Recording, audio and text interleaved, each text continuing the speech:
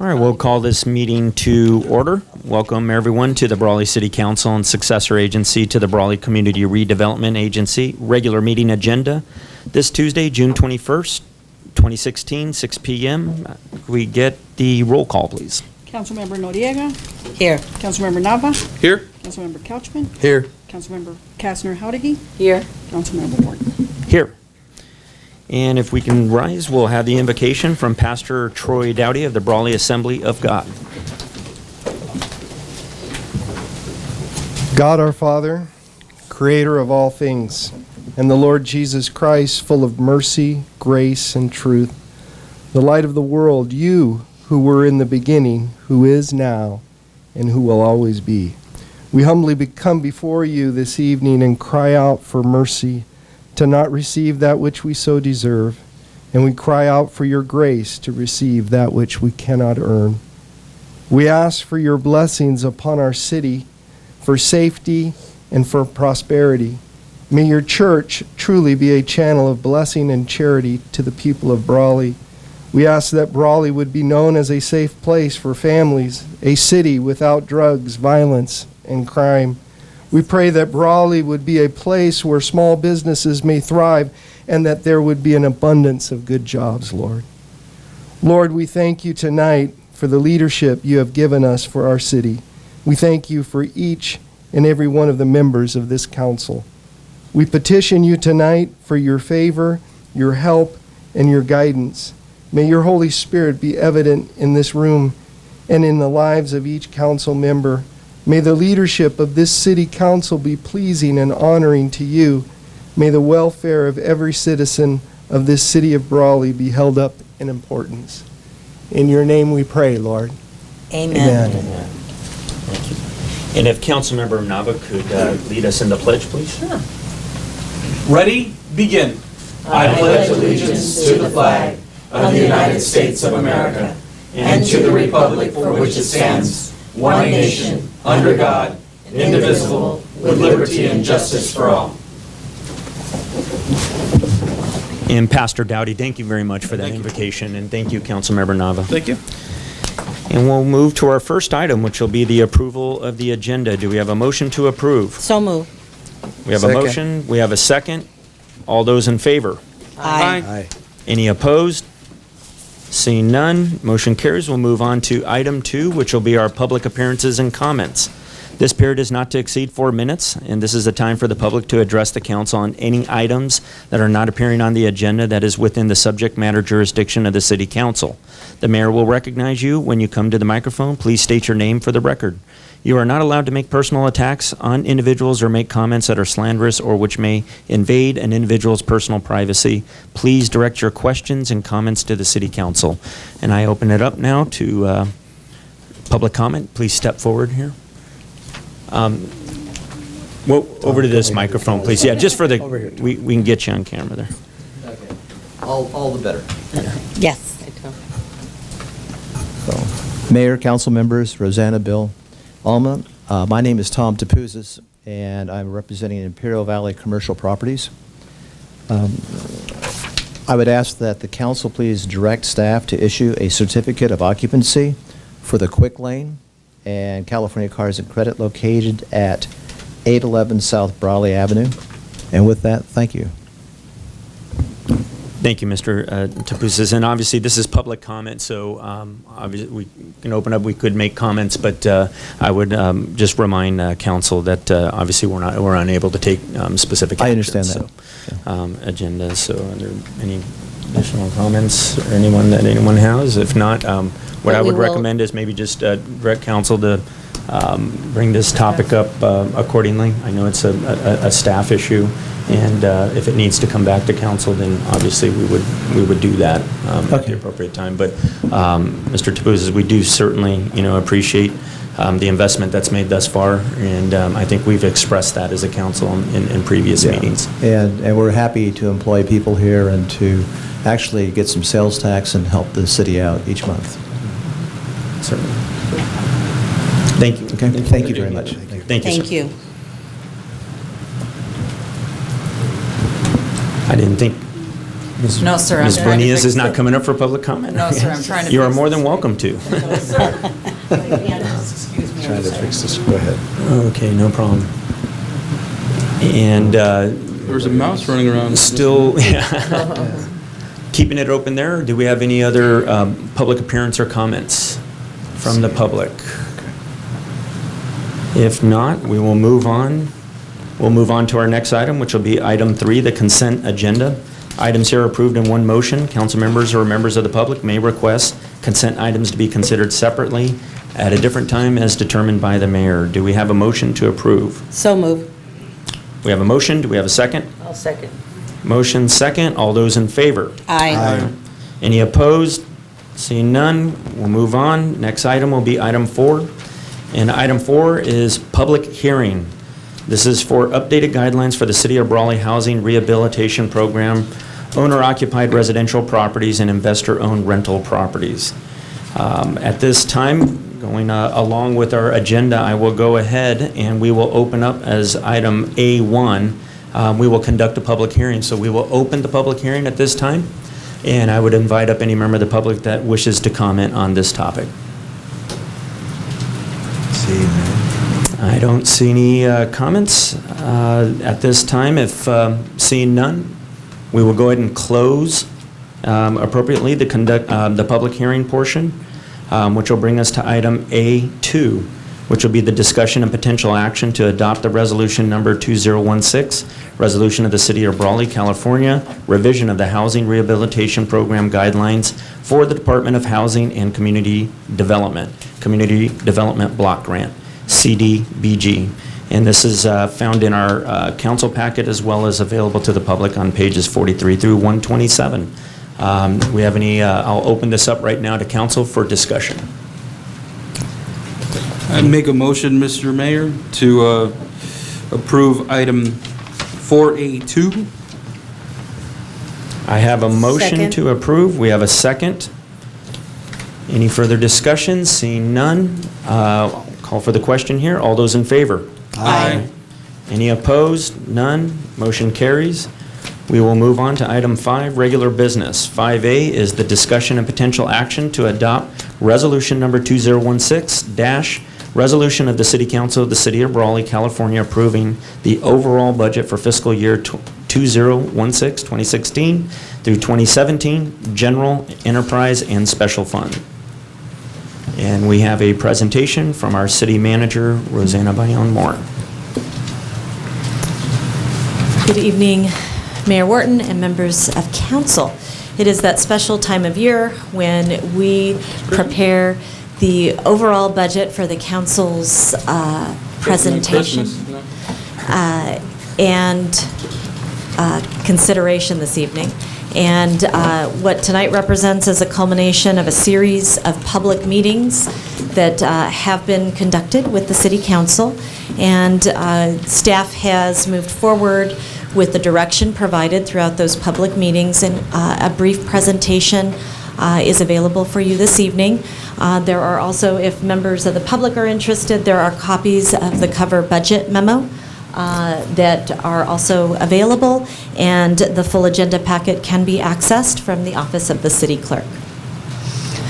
So the overall budget intention outcomes for tonight are to provide you with an overview, to provide a few budget highlights. We're presenting the best estimates for revenues and expenditures, and happy to take questions and comments. And our end goal is actually budget adoption. So our meetings kicked off in spring, early spring, beginning with strategic planning, followed by a general fund budget session, enterprise and special funds, and then we did a revisit of the general fund based on some of the calculations that had been prepared and a desire for additional staff direction. The total recommended overall budget to this evening represents a value of $48,090,936. And while these entries as presented aren't all of our funds, they're intended to be a representation of some of the largest line items that are found in our overall budget. Key assumptions that were a part of budget preparation are that we intend to maintain service levels from this fiscal year to next fiscal year. We have adjusted for updated MOUs that you will consider for ratification this evening. We've also prepared adjustments for the Joint Powers Insurance Authority premiums that we will be confronting in the next fiscal year. We present an array of scheduled projects. Those are both detailed in the budget memo as well as page 2 of your budget books. These are all of the defined capital projects in excess of $5,000 that fall under the capital project definition. We have also pulled out and prioritized a number of priority projects that were specifically identified in the budget process. So a $500,000 value of the reserve fund was set aside for potential rehabilitation of the Lions Center pool. Breathing apparatus replacement was set aside or earmarked at a value of $210,000. And park restroom rehabilitation, a value of $50,000 was earmarked for in-house performance of restroom improvements throughout the city parks. And then lastly, we do account for complying with our general fund reserve preservation policy to set aside 15% of carryover balances in the general fund.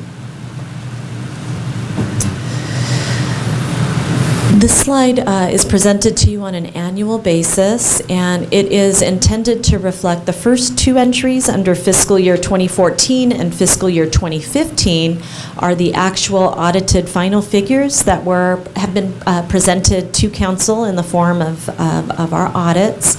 Council has accepted those final reports. The year ending 2015-16, the fiscal year we're currently in, the approved budget showed an anticipated balance of, or credit of, $123,206. As mentioned to you in a previous presentation, when the true-up for this fiscal year occurs, we do expect that value to differ. But since we don't have audited financials at this point, we show the adopted value. The approved budget figure that was presented to council at this time of year last year. And then for 16-17, in the budget that's presented to you this evening, we are assuming a general fund reserve use of $268,940 to bridge a gap between operational revenues and operational expenditures. And by doing this, we are able to maintain our existing staffing levels and fulfill a number of other requests that came through our formal budget process. I apologize, this slide lost its value. It was there as we uploaded, but this slide intends to capture the number of full-time employees that are with the City of Brawley. It's a 4-year look back, and based on a look at this fiscal year, which we describe as 2016, versus 2017, we anticipate an increase in full-time employees by a value of 3 for the general fund. So my apologies for that value not showing there. It should read 118.8. And those 3 positions are clearly identified in the budget memo as well as the budget as presented in the budget book. We are completing the addition of firefighter 4. This is year 4 of 4 for adding additional staff to populate fire station number 2. This will get us to the 50% staffing level there. So year 4 of 4. It is also converting from a temporary status, or graffiti abatement worker position will go from temporary to permanent. And lastly, the senior center coordinator position is proposed in the overall budget to be converted to a permanent position from its temporary status. Okay, this is a quick summary of the general fund only capital projects, and you'll see them again on page 2. Some of these are carryover projects, so I'll call those out first. Those include the basketball fence replacement at Abe Gonzalez. That fence is very much ailing, and it is in queue to go out for public bid. As previously mentioned, the public restroom rehabilitation project, in-house performance of various improvements to city parks, and $50,000 is the cost of these supplies. The Lions Center pool earmark of $500,000, breathing apparatus replacement at $210,000. We've got a double entry on public restrooms. My apologies for that. 3 rolling gates at Public Works Yard. This is a project that ran in last year's budget but has yet to be completed. And the on-site parking improvements at the Public Works Yard. Again, this is a carryover project. And the portion that is borne by the general fund is identified. All of those values totaled represent $842,500. And as noted in our budget memorandum, should we be successful at pursuing grant funds, it's possible that some of these projects may fall off of the general fund capital projects list. Staff has been tasked with seeking outside support for some of our community improvement projects. Okay, what will follow next is a series of summary slides on various funds that are carrying large-scale capital projects. So again, that definition is greater than $5,000. We have our plaza lighting project that's actually getting ready to go out to bid shortly. It has 3 phases. $600,000 represents the first and second phases that will surround both ends of the plaza, and will leave the last remaining phase for the center median portion on Main. $15,000 is scheduled for set-aside of the small-scale downtown beautification project in the vicinity of our Main Branch Library entrance and the transit station. The preliminary engineering report for lighting, you may recall last year at the strategic planning session, a series of concerns came forward relative to the darkness of the easterly extension of Main. This project is scheduled for delivery in the next fiscal year because we were unable to accomplish it with the current projects in the queue. So that was funded by the gas tax, and now moving on to Fund 411. This is an account that is handling the Prop 84 funds that we were successful in obtaining, and the council recently awarded the contract for the Alice Giroux Park renovation project. And this work is scheduled to commence shortly. Project is intended to be completed within the next 10 to 12 months, and so you'll see a lot of activity at the Eastern Avenue Park location. Next up are 2 projects that are carryovers. This is a shop shade to allow our personnel that work on large-scale equipment at the Public Works Yard to have shade to work in. These are funded by the maintenance funds, Fund 601, as well as a sidewalk cleaner. And you may recall this is a piece of equipment since we can no longer power wash unless there's a public health hazard. This is a recycled, water recycles through a kind of like a vacuum cleaner, I guess, a domestic, most akin to a vacuum cleaner. And so we aim to acquire that piece of equipment in the next fiscal year. The Water Fund. I want to just take a couple moments to talk about the Water Fund, as it is one of our most fragile funds. And while we have much deferred maintenance throughout the system, what is represented in the capital project list are the most critical projects given our financial constraints. So some of these are underway, already familiar. They're occurring at our plant site, but they won't be completed until the next fiscal year. And you're also acquainted with the airport water storage tank reservoir, which is work that's currently being performed in the vicinity of Fire Station Number 2. We have the water line replacement projects. These are multiple locations for critical lines throughout the city.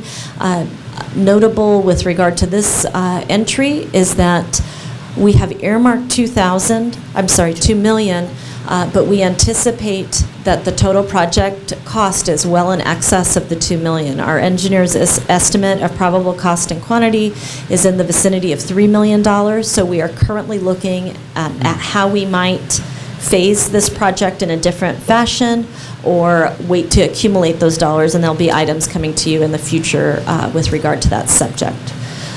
We also have year 4 of the valve replacement project. This is replacing failed valves throughout our city limits that allow us to gain control when we do have water line failures, so that we don't take out whole sections of the city while the repair is performed. It allows us to isolate problem areas. We have rehabilitation of the water distribution pumps. This is a water plant site improvement. And we have the spent backwash storage reservoirs liner replacement identified at the $380,000 level. I will share with you that getting to the honed down list is quite challenging, because what we're trying to do is make sure the system can still perform, prioritize the most important maintenance items, hoping that we're also minimizing risk in the future.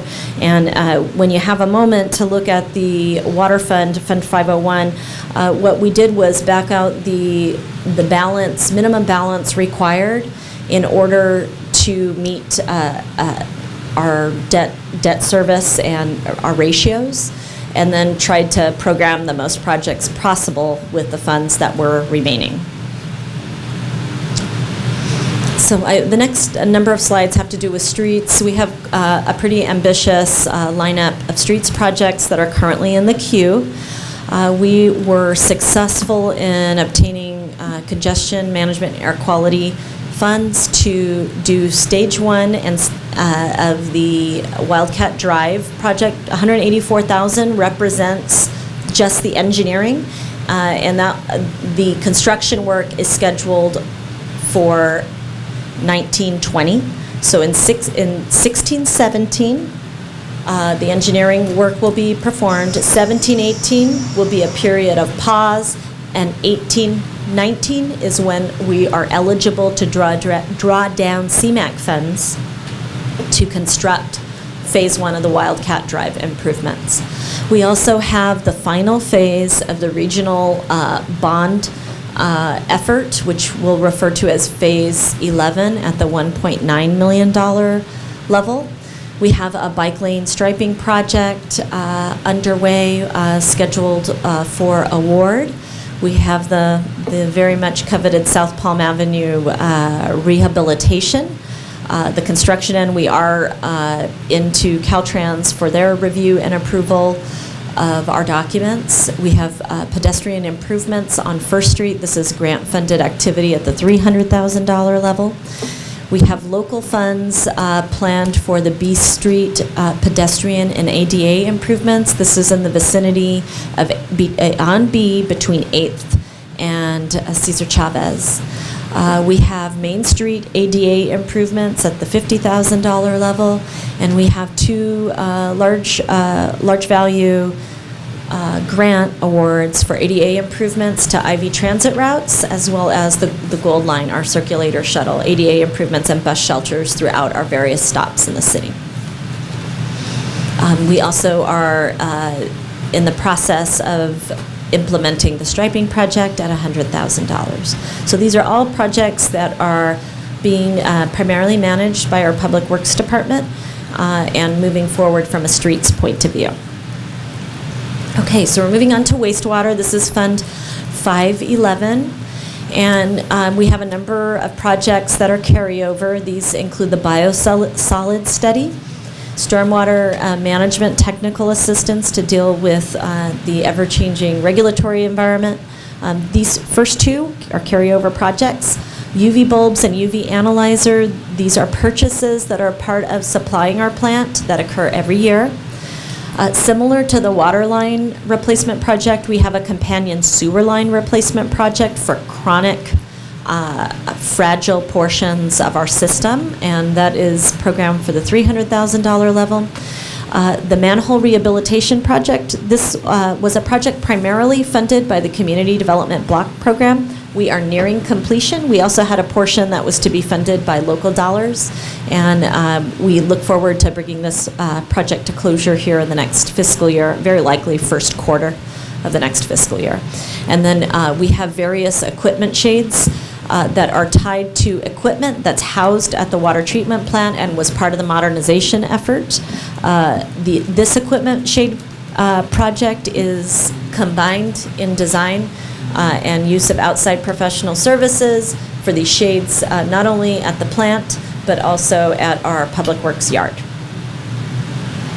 Okay, I just want to let you know that we are also assuming contributions will carry forward for the following entities. They are the Chamber of Commerce, IVEDC, the Film Commission, League of Cities, SCAG, CalEd, and ICSC.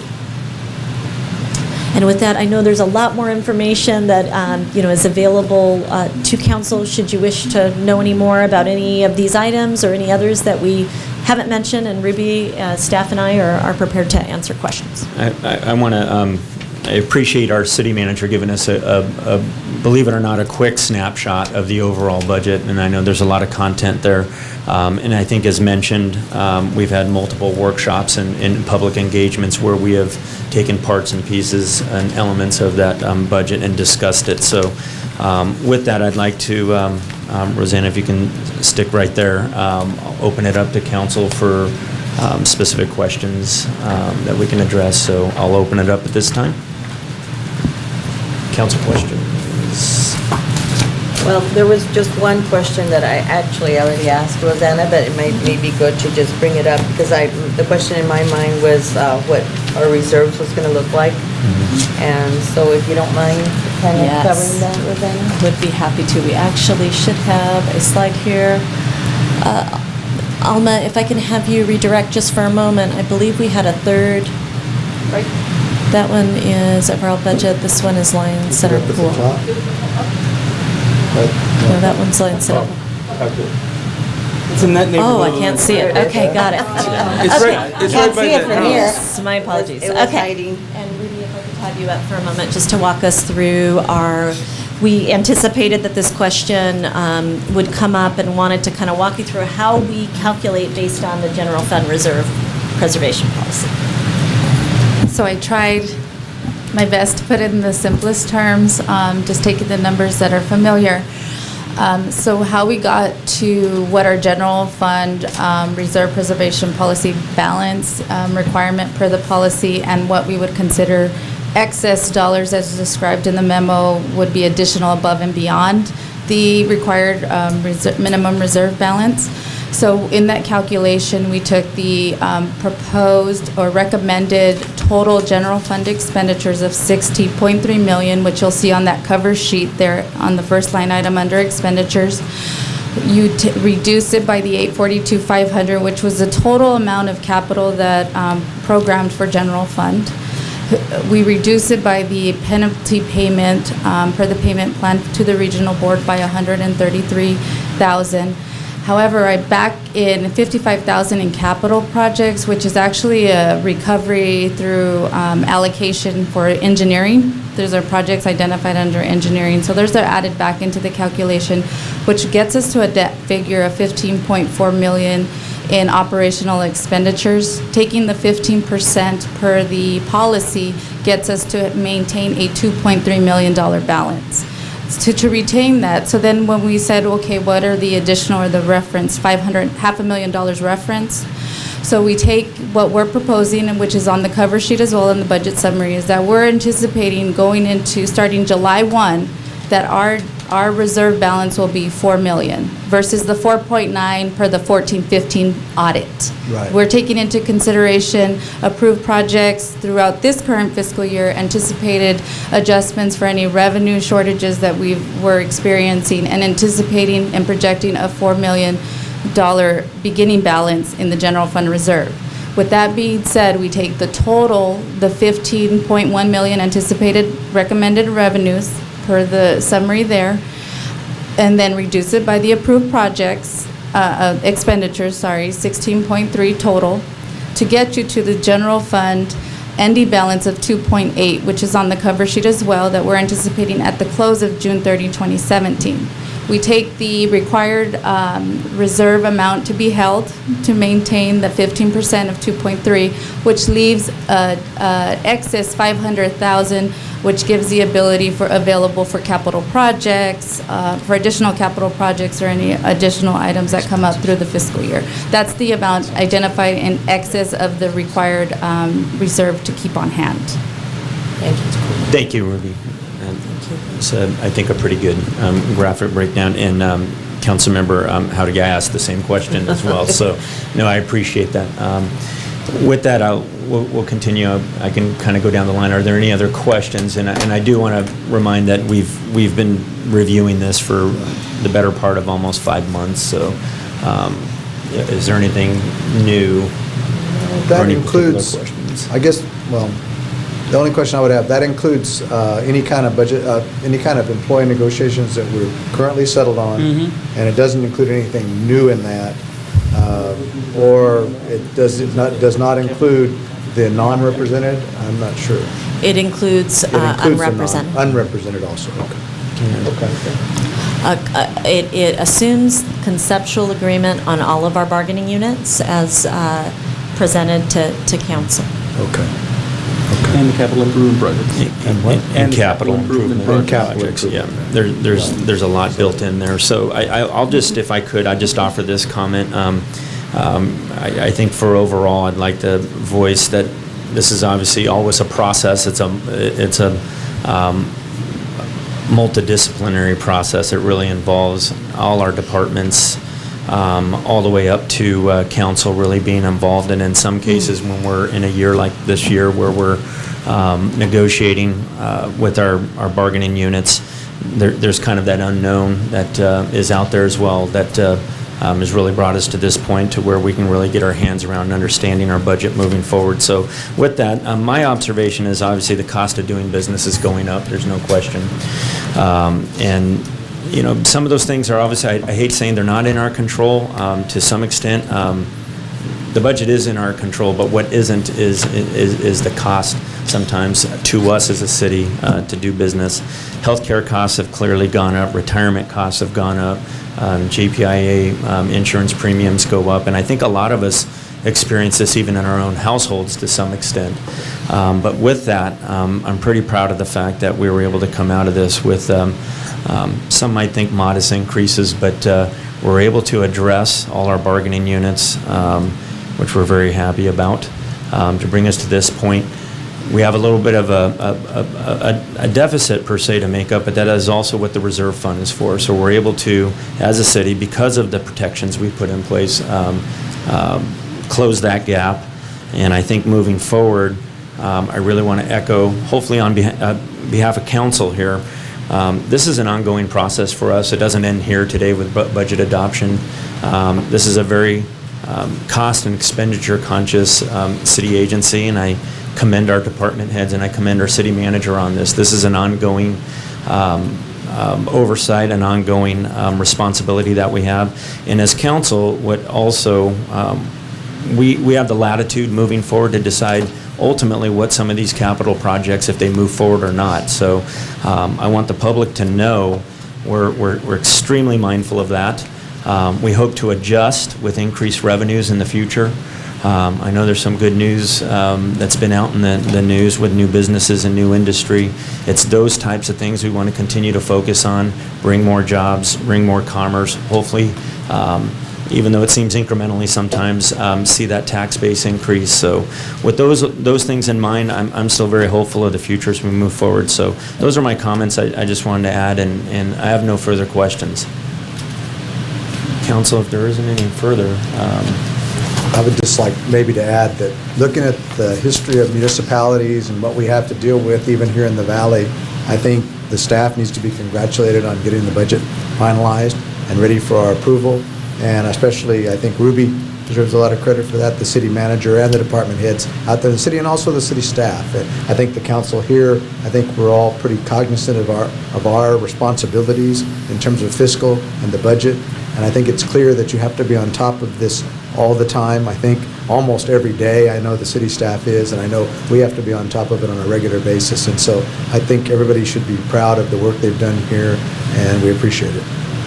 Yes, because it wasn't easy for them to have to deal with the many,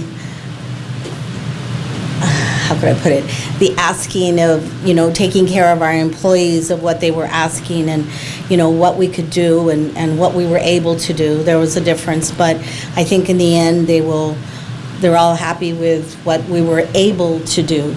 Might not have been what they asked for, but I think that in the long run, got to thank Ruby and all the staff, Rosanna, for your leadership in this. I know it took a lot of hours. Every time I saw you, I'd tell you to go home, or if I called you and you were still here. It takes a lot, and it takes a lot of patience and a lot of hard work, and I want to commend you for that and for your leadership on this. I just have a question, Mr. Mayor. Sure. If you could reference, one of the cost variables that led to our increase in costs this year is the changes in premiums from the California Joint Powers Insurance Authority. I know we've discussed it in the past, but can you give us an idea of what the increase in premiums are? And again, I know that it's been discussed, but I think it was discussed in closed session, but if we can talk about that just to see, and just to touch on the fact that obviously they have gone up, but as a reason as to why, I think would be important for us to understand, for the public's knowledge as well. Right. So when we look at this fiscal year versus next, the net change just for the portion that pertains to general liability and workers' comp represents a value of $160,326. So while not all of this premium is carried by the general fund, it's distributed based on the types Right. of employees and the issues relative to. That value is a cost increase of doing business from this fiscal year to that year, which begins July 1st. And with regard to overall experience, I will ask that our risk administrator describe maybe in some detail the cause for adjustments that affect the pool. And before you do that, though, just to give us a reference point as far as like a percentage increase in premiums, can you give us that? And it doesn't have to necessarily be broken down into general fund and the various funds that are taxed, but just to give us an overall figure? So the change in premium represents a 20 to 30% rough increase. Okay, thank you. Pretty significant. It is. Yeah. Yeah, that is. And Councilmember Nava, it's, our premiums are based on our experience. And unfortunately, our claims history, general liability claims has been on the increase with cost, tree falling on cars, that type of incidents, as well as our workers' comp cases continue to average about 30 a year. The ticketed, they're not all high-priced workers' comp cases, but they are loss of pay, and that's what usually gets us, is if an employee's out and there's a loss of pay. Thank you. You're welcome. Thank you. Very good.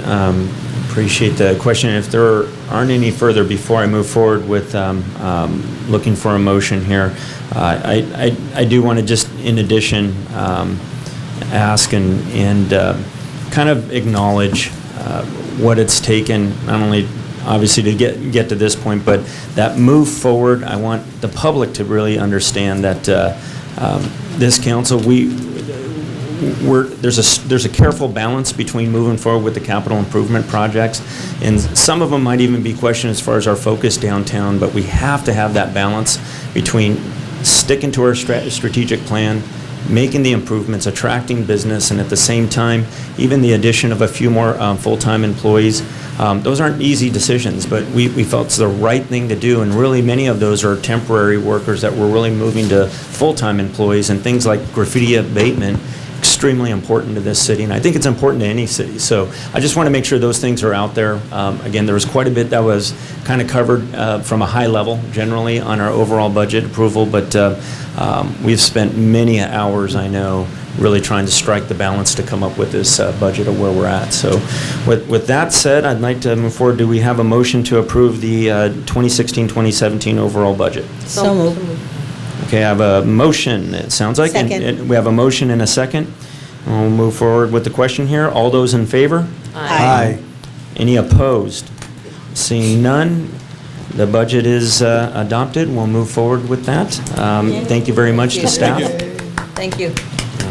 Good job, ladies, That's good. and everyone. Is that, yeah. Merry Christmas, I don't say go that. That will take us to, under regular business, to item B, which will be the discussion and potential action to approve the upgrade of the Brawley Police Department handheld and mobile vehicle emergency radios in the total amount of $73,555.19, and adopt the City Council Resolution Number 2016- approving the firmware upgrades and replacement of police emergency radios from the state asset forfeiture funds. Mr. Mayor, I would make a motion to approve the item. We have Second. We have a motion, we have a second. All those in favor? Aye. Any opposed? Sorry, None? Chief. Seeing You made none? your job Thank you, easy. Thank you, Chief. You can at least say hi, you know, what, how you been? You can use the radios to call us when you get them. And Chief, the council and the public really appreciates the asset forfeiture funds as well, the use of. So, thank you. We'll move on to the next item, which will be item C, and this will be the discussion and potential action regarding the amendment of Resolution 2015-10, the resolution of the City Council of the City of Brawley, California, as it pertains to the Brawley, to the Business Advisory Committee and the committee member terms. Mayor Wharton and members of council, this particular subject was identified as we prepare at one of the July meetings. The council and mayor will make decisions about a number of appointments to various commissions and committees. And so in connection with preparing for that action, it was identified that the Business Advisory Committee and the language, the council policy action that was taken to establish the Business Advisory Committee, that it was set to expire here shortly, and that it would be important for us to receive direction so at the next meeting, if appointments are made, we have a resolution that we can also prepare to extend the life of the Business Advisory Committee, so appointments to that entity would be to a body that continues to exist after the expiration date. So we're looking for staff direction on how you would like to proceed. How long has this group, this one group, been together? The group as currently constituted, 2013? Yeah. 2013, 4 years. Really? Maybe 2014? there's a couple of items of note for the history of the entity. The entity existed in concept, and we had an open recruitment for applications. The council also took action to change the number of people, number of seats to comprise the committee. It was reduced to a lower number, and the currently appointed folks have been in place together. It's probably been a span of a year, roughly, for all of them to be in place. Yes, because I remember we were having problems trying to pick up people. Nobody wanted to be on the, I mean, not that they didn't want to be, but we were having problems trying to get members to that committee. Yes, so officially 1 year.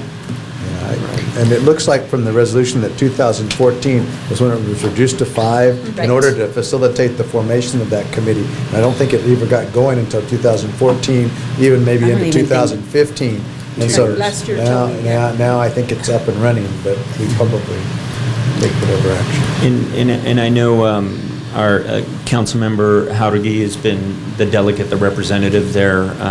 Do you have any comment on how to proceed here? Because my inclination, obviously, is we need to move forward with the resolution and obviously keep it To 7. keep it intact. And I think at the time, the move to 7 was so that it would take 4 committee members to have a quorum.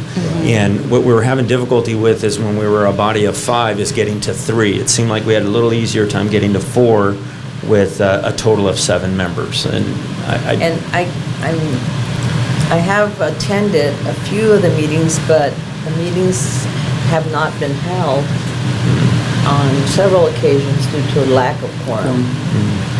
So I don't know I mean, Adding if seven. it's set at 7 right now. And we Is it still- 7 or 5? Or is it 5? 7. Is it 7? Seven. Yeah. we Seven. bumped up It's to at 7, but we're still having difficulty Getting a quorum. getting a And getting a quorum. quorum. And maybe we need to revisit the topic. I was a proponent, this is the concept that I brought to council years back, and it was during a time really when the economy had changed and shifted, and it was much more of a struggle. And we did have a difficult time in recruiting members to participate on the Business Advisory Committee. But maybe if we can refocus, because I think there is some confusion on the Business Advisory, maybe not confusion, maybe that's not the right word, but having a mission and goals that they need to accomplish, I think is probably a better way to formulate that. I know they've worked on a pamphlet that we're using within the city, and I think that's been a benefit. But maybe redefining what the role would be of the Business Advisory Committee would be important, because I think there is a little bit of, and that may lead to the fact that there is lack of attendance because they don't have a real clear definition of what they're there to do, so. My observation, I'm not sure, because, like I said, I haven't been on this committee for that long, but the meetings that they did hold, I'm not sure if we maybe need to re-look at and talk to the members and find out if they really have an interest in continuing on this committee, and possibly look for other members that may be interested in serving. Because lack of quorum, like 2 or 3 consecutive meetings, that kind of tells me there's lack of interest. So there may be a reason that they don't want to attend anymore, or they have no interest, or they can't for whatever reason. So I think maybe we need to contact all the members and find out where they stand on this, and then go from there. An item of note, the city clerk's office is in receipt of 2 declined to Declined. continue participation out So of the that group. may be So part that of it. kind of already indicates that there's And maybe not having an a, issue, but, maybe they just don't have the time, or we don't know the reason, but. or a firmer definition of what they're there to do. I think Yeah. that is probably the key. I think that's a great point from all of council, but in adding to what Councilmember Nava is saying, it was, you do your level best to define it at inception, but there's drift as time goes. Even a year and a half, that's quite a bit of time. Different topics come up, so a little bit of that maybe enthusiasm could be lost. The other thing is, for those that did serve, whether it's 1 year or year and a half, they've served well, maybe, time for the next. But if we can get in there, maybe redefine that as council, open it up, and obviously continue as we would with any of our boards, committees, or commissions where we advertise, if we could, looking for, maybe some new enthusiasm. The advertising period is actually But I have to closed. agree with Yeah. Nava. I think that we really do need to maybe have them give us their report and find out what is it, why didn't they, what was it that kept them away from the meetings, Did they not understand it, did we not define it, the way we should have? I really think that we need to maybe sit down with, not even as a group, but maybe one-on-one and find out what exactly it was that they weren't comfortable with. I think it's difficult because the expectation is maybe that there could be the thought process that the city will bring the topics and the agenda issues to work on, and sometimes that's the case. When, for example, when Mr. Goyle was really working through the process of considering something like an RV park, it came to the, Brawley Advisory Committee. But at the same time, the time I spent on the committee, I emphasized to the committee that they can develop their own and take topics that they feel that are important, because we're really, as council, wanting some of their wisdom, which is the whole formation of the committee, to bring that to us. So they're really at liberty to really put together the topics that are really important to them as a business community. So I think we need to redefine that again and make sure that that's understood. Because it was I'm sorry. Yeah. Because it was a well-rounded group. Yeah. And I think that we did fail in some way to explain exactly what their role was. That's my perspective, my own personal perspective. And if maybe we can redefine the role to be, maybe a targeted focus would be on business retention committee or business attraction. Yeah. Like ideas of what can the city do to help attract business here. And maybe this is the right time to say it. I was going to save it for for council member comments, but I did come across a comment that was shared with me very recently with respect to, and it brought a lot of alarm to me because it was with respect to our impact fees, and they're being referenced at the full capacity, like the fully measured impact fee, right? And we know we haven't implemented them to the full extent that they've been approved by council, right? And so the comment was from one developer that's developing in the city of El Centro, stated, not to me, but indirectly, that the reason they didn't come to Brawley was because impact fees were 3 times higher. That's the reference point they used, 3 times higher than they were in other cities. And so on paper, it may appear that way, but I think it needs to be defined and clearly expressed to everyone that we haven't instituted those maximums. We're in the process of evaluating them on a yearly basis. So that gave me a lot of concern because who knows how many times that has been expressed and how many times we've lost opportunities. So, but I wanted to throw that comment in there just because it was a part of the discussion briefly. But maybe redefining the Business Advisory Committee to look at retention measures and to look at business attraction measures might be a really good way to define what they do and get more people focused on attending and participating. So. Perfect. Thank you, Councilmember Nava, and thank you all of council. I guess just to kind of go back over the direction. So it sounds like the direction is we want to certainly continue and take the appropriate action on the resolution that's in place. I'm assuming the membership level number we want to keep the same. We don't want to increase. I mean, obviously we're not going to increase, but not decrease. We'll keep it at 7. Yes. We'll look to advertise. Hopefully, if we add some That's declines. already occurring. Okay, perfect. And then I think as important, the input from council is clear, a definition and focus of the scope for the committee, and including maybe we as council can help that process by giving specifics such as business retention, for example, and some of the things that Councilmember Nava brought up, and developer impact fees. So, Just one clarifying question. Yeah. So we'll prepare a resolution for the council's action relative to the direction you've given. Do you wish for the fleshing out of the focus to occur prior to this resolution coming, or do you want to have it continue in its current form and we'll work on the focus? Yeah, it's a good question because we would be approving it as is at this point, and so that may be, that causes some concern there too. But could we extend it for a short period of time for, Was it sunsets June 30th of 2016? oh. Okay, so this we month. could- So we need to, We need to extend it. I think Can we if extend it? Do like a 90 yeah, day. Yeah, 90-day extension, how about that? Yeah. Prepare a 90-day extension for the Yeah. next council meeting, Please. okay. yeah, since we have 2 people coming on. That would work. may create some that gives us we can appropriate vet it. time to, if we need to change the language Right, in the resolution. right. And by that point, I'm hoping we already have some input from the committee members and we can get some dialogue going, yeah. Would that mean that they would be extended there, Yes. okay. Yes.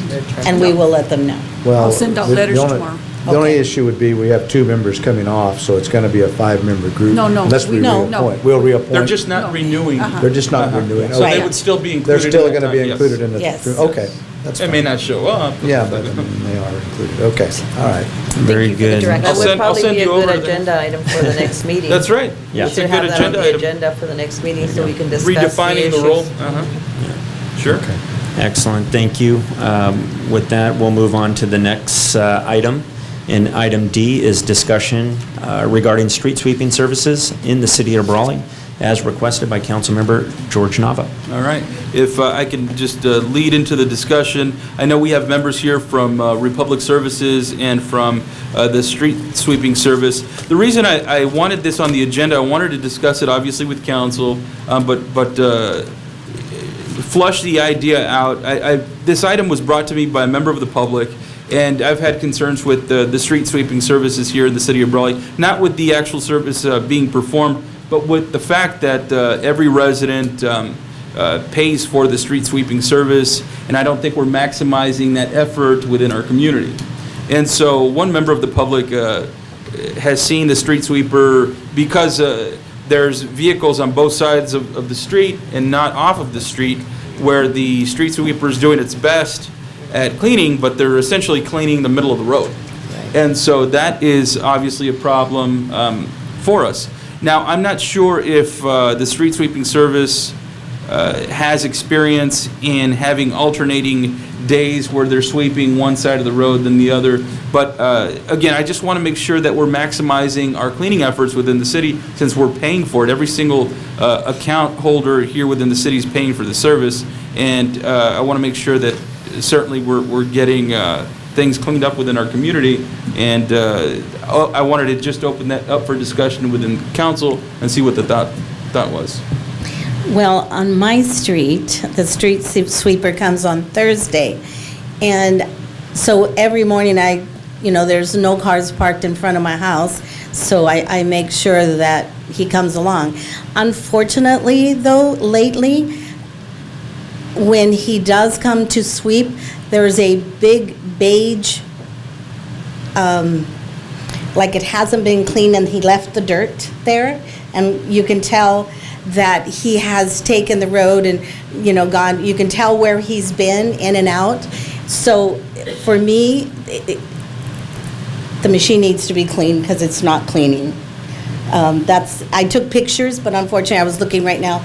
I did some deleting, and I guess I deleted those pictures, but it does not clean. I mean, maybe I'm wrong. Maybe it's supposed to have that beige part of it, but something needs to be cleaner.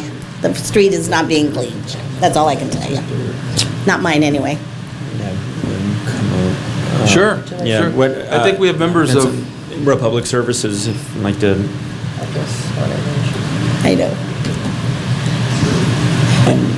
And this is by no means an attack on No. Republic No, Service. no. It was, I wanted to bring it to your attention and to the city council's attention to consider whether or not this can even be done within the city, where we have alternating days to where we maximize it. The cleaning makes it a lot more efficient for you, and it certainly will help to eliminate problems like Councilmember Noriega is describing. So, All right, good evening, Mayor Wharton, members of the council. Peter Sternberg, I'm the general manager here for Republic Services. I have with me Terry from Dixon Sweeping, who's a subcontractor that's doing that sweeping. Dixon does a number of cities throughout California, and you have a lot of different setups, right? And certainly cars parking in the street present a real challenge to the sweeping. And I know Terry can talk a little bit about some of the cities where he does do sweepings. Particularly, it's parking and signage, and cars don't park overnight on certain days of the week. I don't know if you have any alternative streets, Terry, to speak to that. or any suggestion you can offer to help us improve our process here. It's certainly a challenge. All cities face the same situation. Some cities choose posting and enforcement of posting, and that's really the most effective way to do that. But it's not always popular with residents because of the fines that are created with that. You have to have the vehicles out of the curb line for the sweeper to sweep. It's obvious. Sweeper does its best to get in and out of them. It's not always possible from a safety standpoint. So it is a challenge. If you were to identify maybe specific areas that are a harder impact, maybe those areas can be targeted for specific posting or what have you. To do the whole city is a big challenge because you have to repost the whole city. And let's say whatever neighborhood you're going in, we can only go down one side, so we got to come back another day. Now it affects trash services as well. Right. So it's far-reaching. If we have areas that need maybe some special attention, now that can be certainly done. You say, listen, we have an area here, maybe identify a neighborhood or a block that's having some issues. Get in touch with Republic and say, hey, let's do a special sweep in that area, special attention. That can always be done. We got some build-up. Get the neighbors involved, Can you all move your cars this week on this side, and let's have the sweeper come down and spend an extra few minutes. We're here to serve any way we can. But the short answer is, if you're going to entertain opposite side sweeping, you have to enforce it, and then that creates a whole nother budget item. Sure.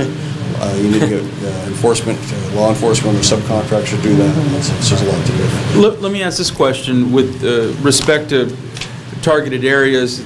Nobody would know that better than your organization. So could they provide some feedback with respect to our city and seeing where they're seeing the challenges? Absolutely. We try to train our drivers to be an extra set of eyes and ears for the city out there. So if we do see issues in the past, we have reported to staff, tree branches or issues like that, or limbs that are overhanging, derelict cars, and we do a deficiency report. We can do that. So I can instruct the drivers to, hey, if you see an area that's really just built up, a lot of debris in the curb line, cars have never moved, we can bring that to the attention to Republic, and Republic will let staff know, and we can do some targeted areas like that as well. So we can work on it for sure. I think that would be really important for us. Like I said, I mean, every account holder here within the city is paying for the service. I want to make sure that, ultimately it's through the city of Brawley, but ultimately I want to make sure we're maximizing our efforts. We are obviously not a rich community, but we want to make sure that we're taking advantage of not just the Republic services, the dumping feature that we have within each household account, where we have 4 tons a year that can be delivered, those sorts of things. And maybe this is a time to focus some energy on a story, doing a story through Spectrum, talking about how, the street sweeping occurs and the day and the frequency, and how, moving your cars is important, and touching, again, on the 4 tons that are, allowed per resident household that is an account holder here. So maybe it's twofold, and it helps get the message out. But I just want to make sure that we're doing everything that we can within the city to help keep the streets cleaned up, and we're paying for the service. I want to make sure we maximize it. So I can understand. We're here to help any way we can, certainly. And the other thing will occur this time of the year. We see a little, I don't know about Brawley, but a lot of our cities, a little overwatering because of the heat, people that aren't really adhering to drought conditions. So we're getting a lot of curb line standing water. And with that, we get algae and then other issues, which you can do vector control deals with that. And so we'll get a lot of calls on that. Say, listen, can you come out and deal with that? And we're happy to deal with it. But if the cars aren't out of the way, we can't get in there and get that water cleaned out. And then the water mixes with the dirt, and then we leave a little bit of a snail trail. Like I've been down your street, and I know what it's like. So I'll look at the machine, make sure it's okay. Okay. But we're here to help if we can do anything we can do. Also, Council, Mayor, Mike Howell, Division Manager for Public Services. Maybe I could suggest, try to work with Guillermo as point of contact. Maybe we touch and have some kind of, even if it's just a phone conversation, whether it's weekly or monthly, and we can just touch on problem areas, any focus, and then at some point we can come back and just give you an update. absolutely. Sure. And I'll start that through Rosanna. No, I'm glad you came out here, and I appreciate you coming out, because sometimes, quite frankly, we all lose a little focus, and so we just take it for granted that things are being done within the city, and so until somebody brings something to our attention, it's not something that's top of mind for us here. So I'm glad that the issue was brought up, and I'm glad you're out here. So hopefully in the very, very near future, we can start addressing the concerns. If your drivers can help let us know of any particular hotspots, and we can help address those concerns, we'll do that. And again, letting people know about the street sweeping service when it occurs. Because to be quite honest with you, I'm not even sure when it occurs on my street. I don't know. And I think it's a really good map on the website. It's really right. Okay. And so, I mean, getting people to know that, and so getting people to know that the map is there, letting them know about the services Republic offers and what's already being paid for as part of the account process, I think is important. So the impact is street sweeping has a lot of impact. Stormwater compliance. Right. Storm drains, and then airborne particulate matter. If we can't get it off of the ground, it gets thrown back into the atmosphere. So there's a lot of really good positive reasons. A lot of citizens don't really understand that impact. So if we can supply some of those resources for it as well. Could we, I was going to... Well, we do have, and I want to offer this to you, is we do have the ability to have a very professional video created to address Brawley specifically through Spectrum. And so we can, if you don't mind speaking on camera with respect to what the street sweeping service is for, what it does, and why it's important, and then again focusing on the fact that we do have, aside from the cleanouts, we also have the ability to dump our trash at the landfill multiple times, and so, and that's part of the paid process, right? So I would like to do that. That would be a great suggestion. I was going to actually just take that and maybe as part of our action, joint action, if we can maybe direct staff to get with management and see what we can do jointly. I think the key here is to get the education out in terms of how the process works. Therefore, when issues do crop up, more and more of our public understand how they can get those addressed. Typically, it does come to us, but I think that's a very important piece. Most, quite frankly, I would say probably do not know where the map is, how to access it. Look at, when street sweeping is occurring for the most of the world, I think the world is asleep, maybe, or maybe doesn't know. So I think that'd be very important and help. And you brought up, Yeah. and you brought up also, you just reminded me, what you called that beige, the dirt. I have to honestly say, I live right next door to a packing shed, and there's hundreds and hundreds of trucks coming through daily in the evening and all that. So it could be part of their tracking the dirt in, and that's why it wasn't being cleaned correctly. He was bogged up with all that dirt, so. We'll take a look at that. Our company recently created a PSA dealing with stormwater compliance and with street sweeping, and I'll make that available to staff to review. But we actually have some support through the Beach Boys of all people, because there's a clean ocean clean line. Sure. So, Nick might be a kind of a starting point that we can make available on the website, and then if you want to do our own in-house PSA here with street sweepers in the city of Brawley, we'll make all of our equipment go. And I don't think we want to get to a point where we would fine people for not moving their vehicles, but do you have anything with posters or anything in any of the cities that you serve right now, or is it pretty much just? No, it's either posted or it's not posted. Sometimes they'll put a sign in the entrance of a neighborhood saying street sweeping is on this day, but it's not posting from an enforcement standpoint. Now, what some cities have done in the past have been the doorknob, they call the doorknob flyers. Door knockers. Hey, just a reminder, here's when your street sweeping services is, or you can put it into the water bill. Maybe it's time to do that in the city. Continued education, reminder of that, and some important points about why is street sweeping important for you. So let's look at that. Those are good ideas. Yeah, that's why the video I think is important. Social media, we can put that out there, and so. And since I have you here, Mike, if you could, I'm going to change subjects just a little bit, but it's still related. With respect to some of the hydraulic leaks that we were having, has that been, has that tapered off?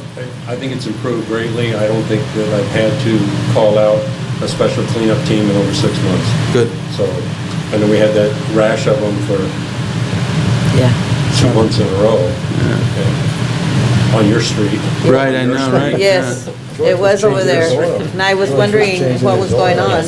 And it was just in front of Norma's house and mine, so I don't know what happened. I think it's improved greatly. We did, like I explained to you, we did find where they replaced some hoses. Good. And they were not the correct ones, and that's what failed.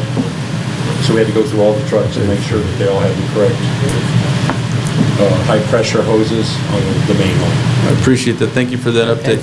And again, thank you for being out here. I think it's important for us to address it. It's obviously a concern from the public, but it's also a concern of mine, and I want to make sure we're maximizing our efforts, combined efforts, to make sure that we're providing the best service that we can. So, yeah.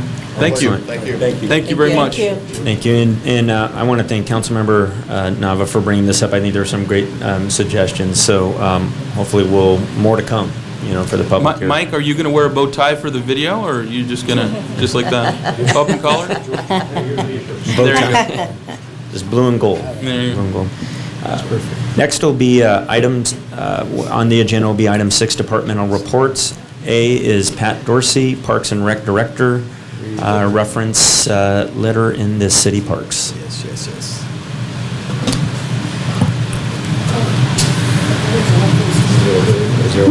So we actually have two subject matters that are before you today. One is an update on some issues that we've encountered at the Lions Center pool.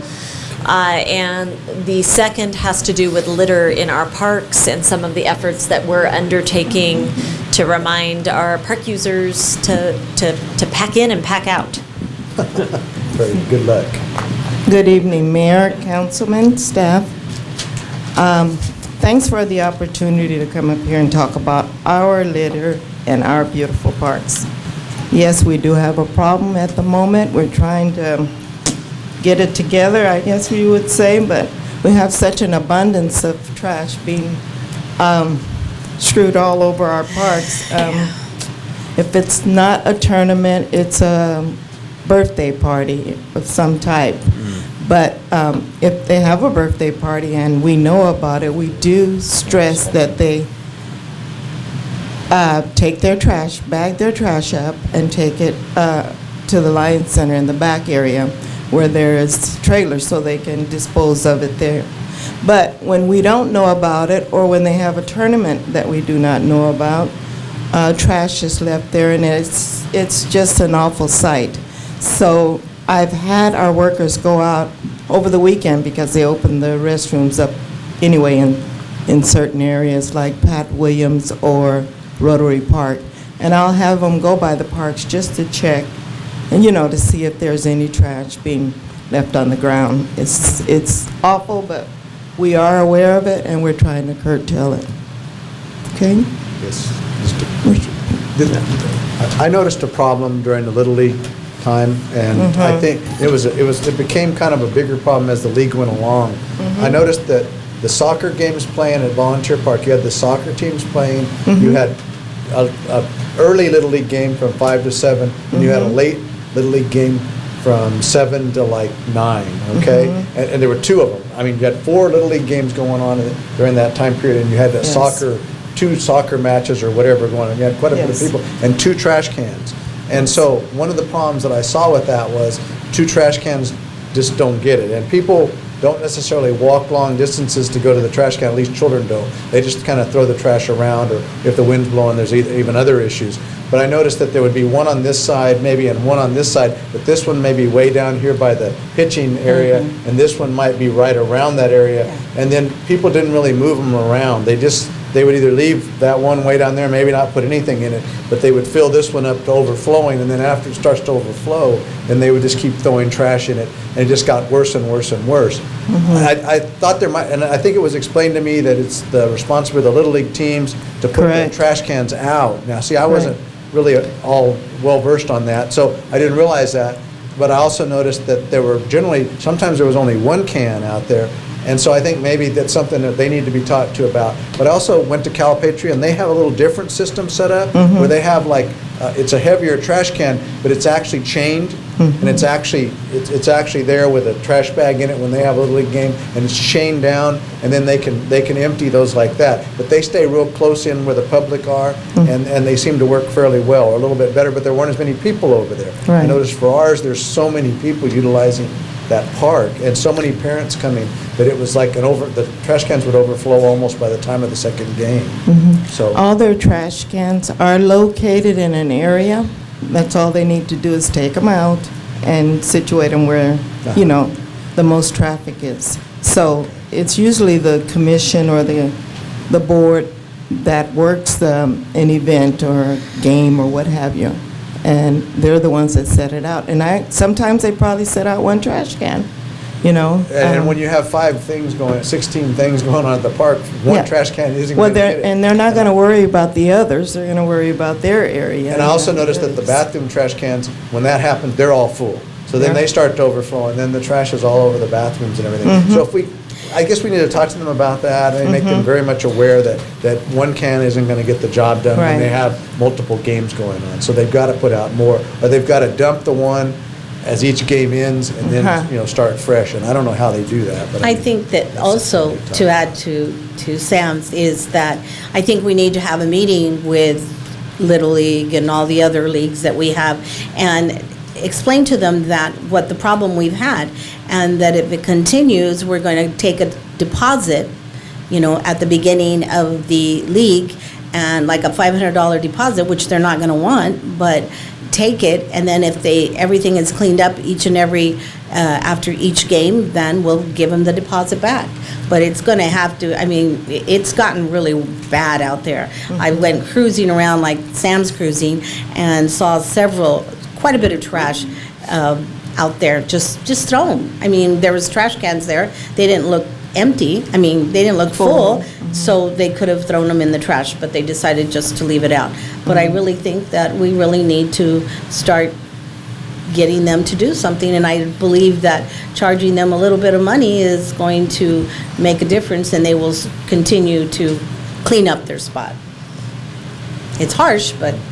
We have placed additional signage out at the parks, and we are rounding with our most frequent users to remind them of how important our city parks are and that they're there for everybody's enjoyment, and joining together we can keep them clean. But if we're not able to pull it together, we'll be looking at other options to present to the council. So the deposit is one way to accomplish that. There's a number of ways to kind of enforce.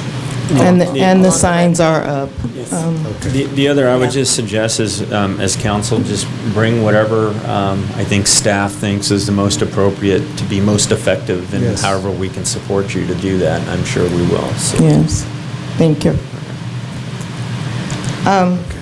The next topic I would like to discuss that's not on the agenda, but it's an update on our showers. This is the girls' shower, the ceiling of the shower, boys' ceiling, and what's on the boys' side is on the girls' side also, was on the girls' side. All that has been cleaned up. I believe it was in March that we noticed that, May? Shirley's saying May. It's black mold? It's black, it's mold. It's mold. It came in from a rain we had, and the water, was inside the shower, so we wonder where it was coming from, and obviously it was coming from a vent on top of the roof, through that vent inside. And so we have all that has been taken care of. We're working with our insurance to ensure that all that's cleaned up. It has been cleaned up. Last week, we were closed 3 days, and they did a great job. However, they're at a standstill until we can get someone to fix the vent on top of the roof so this will not occur again. So that's where we are now. We'll have to find someone to go up on the roof and get this fixed. And we actually have one more slide and some additional explanation that might be helpful just for council's information. So here's the vent. This is the roof. Right. On the vent. And just as an update, Ms. Dorsey wasn't aware, I spoke to the contractor. We will have him back out on Thursday to repair the inside.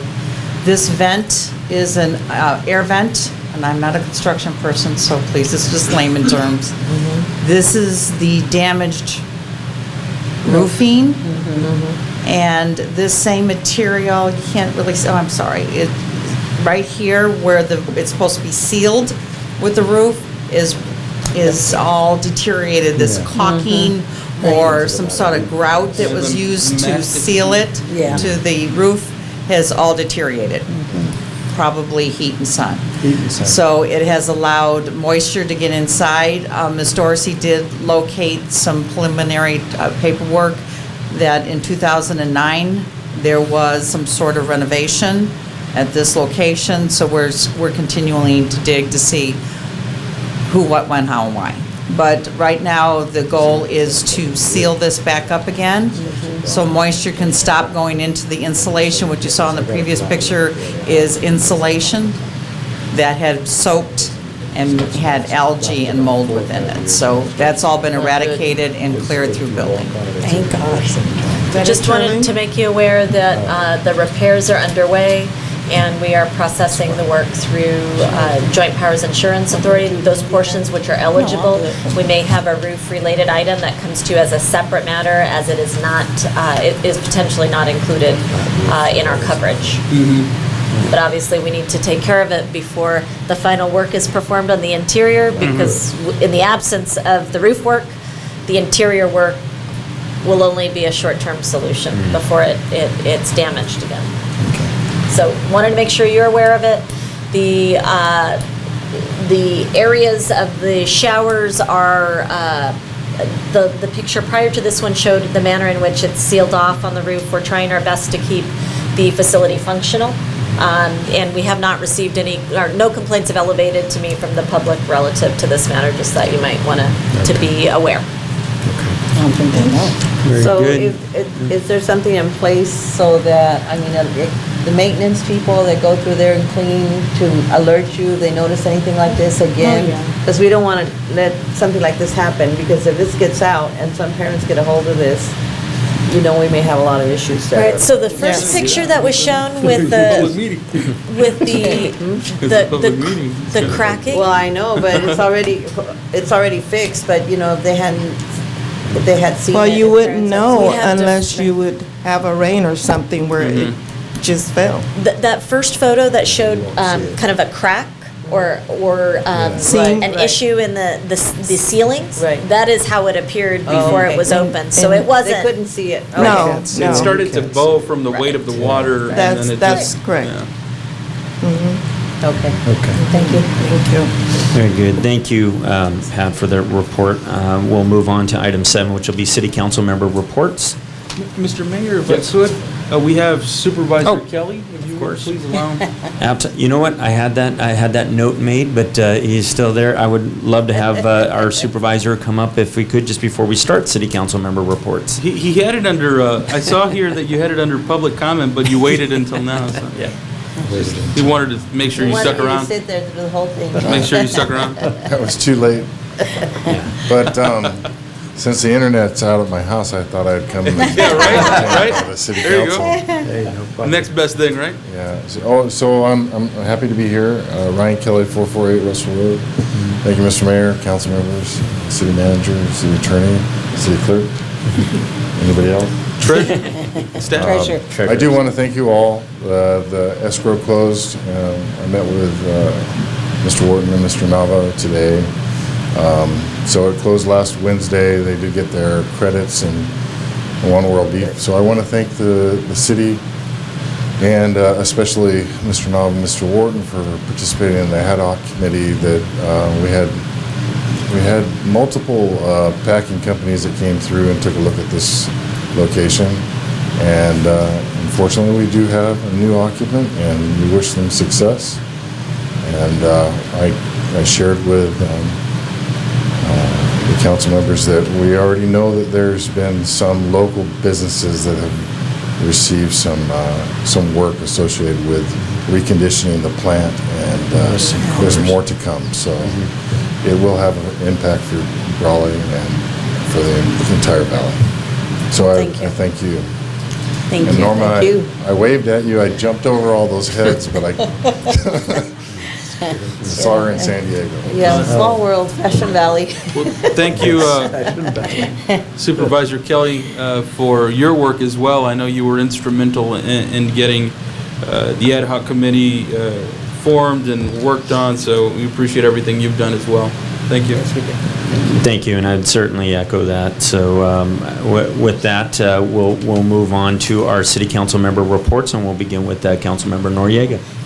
Since I'm the commissioner for Parks and Recreation, I have the privilege to invite everyone to the movie night, and it's on Sunday, July the 3rd, at the Lions Center Pool. Doors open at 7 p.m., and the movie starts at 8 o'clock.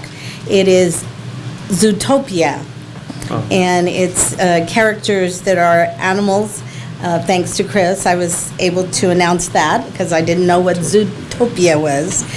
My grandkids are a little older, but they say it's a great movie. So child must be accompanied by adult. Refreshments will be served, hot dogs, chips, water, and the Sun Drink. Also, Pioneers Hospital had their ribbon cutting, and several of us showed up, and it was for the Pioneers Medical Group. There was a couple of offices that have been open, and I'll let my other members tell a little bit more about that. I was able to go to the Memory Garden Cemetery Restoration meeting, which was on the 10th, and the discussion was that we have over 150 veterans that are buried there, and some of these, some of the people that have been there, they have their boxes have come up. So what some of the gentlemen have done is dig and put them back their 6 feet that they're supposed to be. These are all volunteers. Nobody is being paid 1 penny.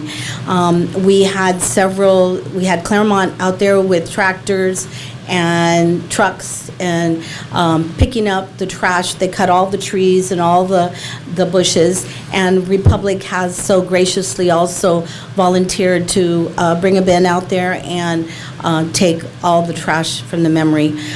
We had Brownies who volunteered to donate 20 burritos. I had 3 young ladies helping me bake burritos, and we gave the breakfast out to all the workers. I had only made 55 burritos, thinking that was going to be enough, but it wasn't. To my surprise, we had children, grandchildren, grandparents, aunts, uncles, everybody out there helping. The children got to go around giving water out to the workers, so it was really nice to get everybody involved. So I don't know, maybe we had 70 people out there total. We had lots of veterans out there helping also. We are going to have another cleanup crew, not this weekend, but I believe the following weekend. And we're asking for anyone who would like to donate any kind of tools or tractors or shovels. We're still digging up a lot of trash and different things. We're looking at also putting sprinklers out there. As we did this, the night as we had already planned, had the meeting on the 10th, on the evening before the 18th, which was the 17th, all of a sudden a sign came up and it said for sale. Now the owner is selling out there. I don't know how many people want to buy a cemetery, but anyway, we are going to continue doing what we set out to take care of the people that are there, the people that are still being buried there. So, got to thank the American Legion for starting this, and several other groups, the committee, that got as many people as they could to volunteer to do this. So thank you for everyone that volunteered, that went out there, and that are going to help us restore the cemetery. Also,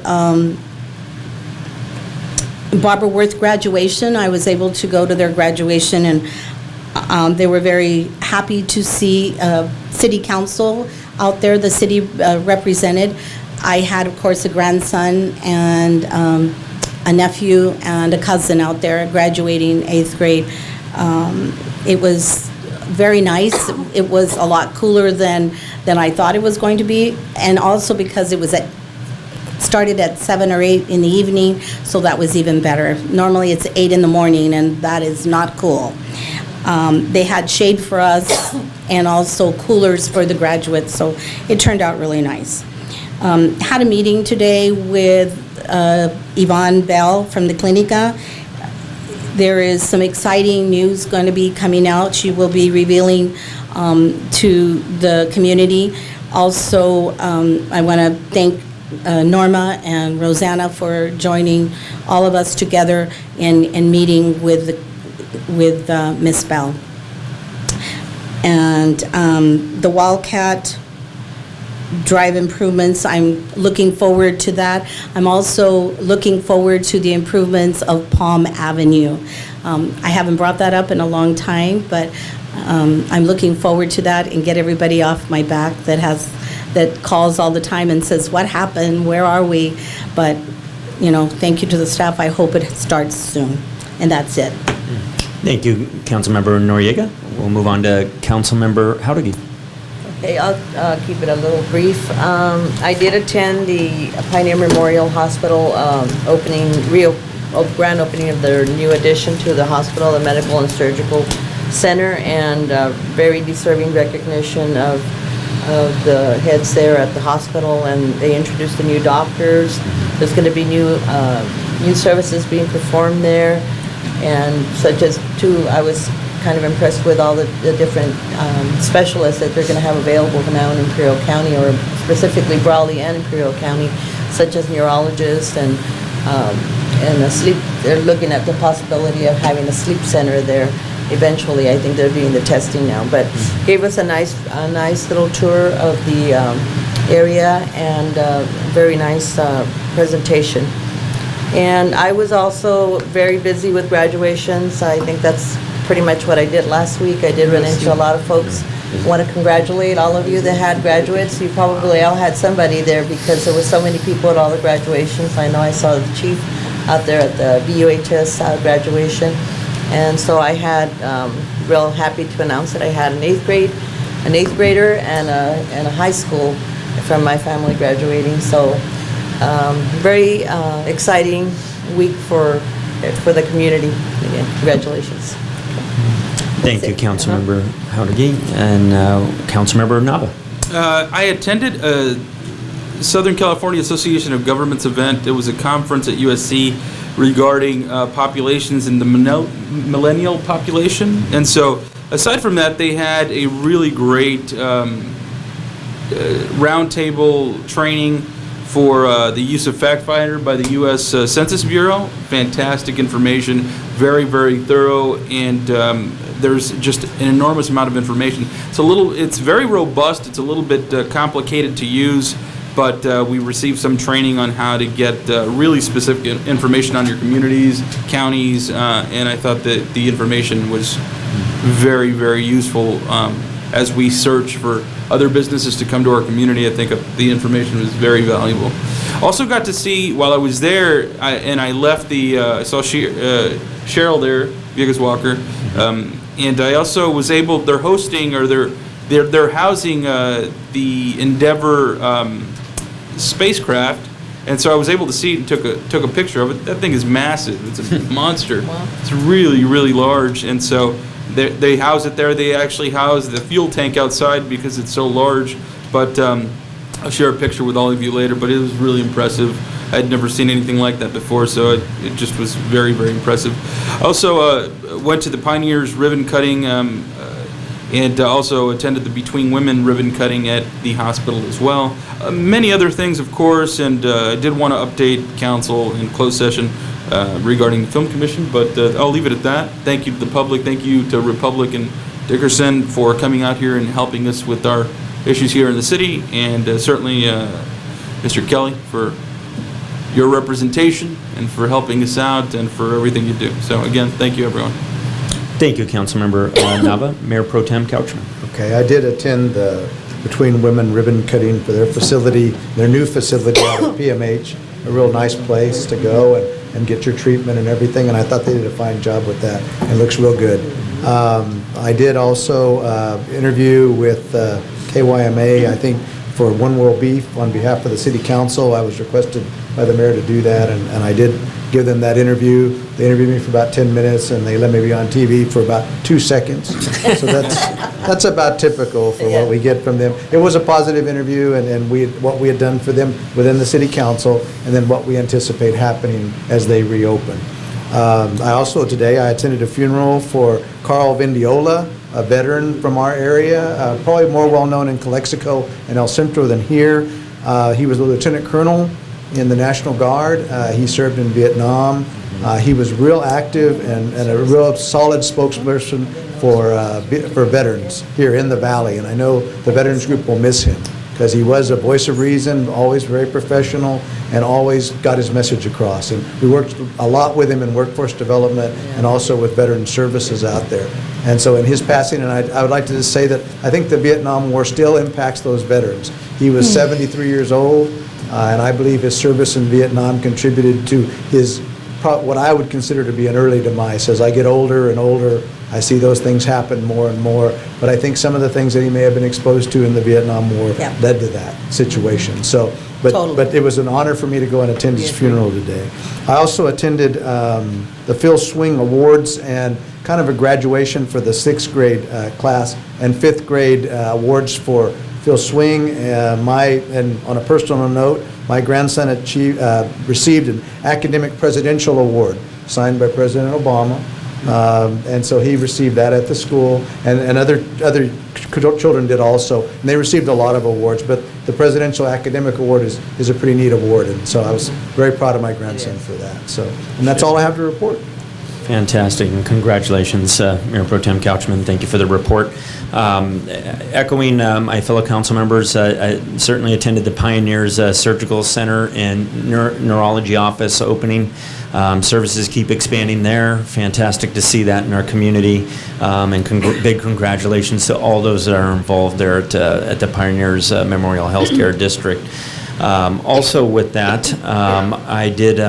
my interview was, and I think what ended up being on TV was a little longer than 2 seconds, so it may have been 4 seconds, but I did an interview with Telemundo at a different date on the topic of One World Beef, and it was a pleasure to do that, and again, I think it's real important that as we draw near or closer to what would hopefully be a kind of a grand opening, that as a community we really celebrate that.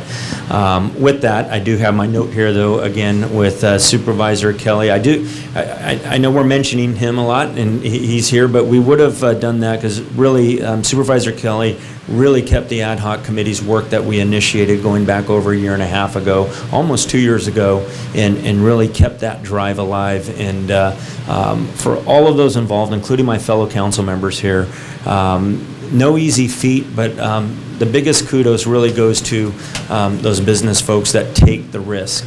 And so I commend all the representatives of One World Beef as well, but thank you, Supervisor Kelly, for getting us across the finish line together. With that, obviously no secret that summer's here. There's a couple of things coming up, I know. But I've seen a lot also from the county as well as our public agencies about cool centers and certainly how they're being utilized. But as we talk about homeless, as we talked about veterans, and we talked about those maybe that are even lesser fortunate and need a place to go, it's real important that that information is out there in public. And with that, I one more time want to commend my fellow council members for doing all that you do. I love these council reports because collectively we cover several aspects of our community and our region. Yes? I also got interviewed by Univision, so I have to say One World Beef got a lot of press release out there. There you so go. That was That's really three. Good. Univision, Yes. Telemundo, and KYMA. And did you get longer than 2 seconds? Yes, I did. But there you go. Yeah, I hope so. But mine was in We're- Spanish, so when you talk in Spanish, it's a little longer.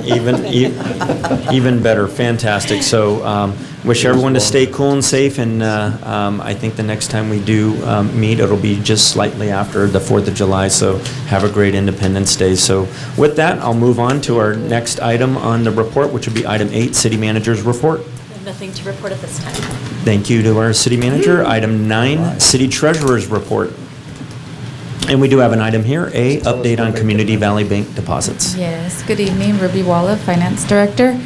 I just wanted to report, as I did last time, I gave a brief summary or update on Sun Community, and that's going to continue to move forward as we come into July, and that CD is maturing. But also between last meeting and this meeting, I also met with CVB Bank, and we have renewed our investment with them, going from a 0.55% to a 1%. The only difference is now we switched from a money market fund account, which was more of a liquid account, and moving it into a CD, which rates are better with the CD. It's a 12-month CD, so we'll be here this time again next year, just revisiting with CVB. Do we renew and what rate? But we did re-enter with a new investment with CVB. Fantastic. Thank you you. very much to our treasurer, I want to keep Yes. saying finance director. Thank you for that update, and we'll move to item 10, which will be city attorney's report.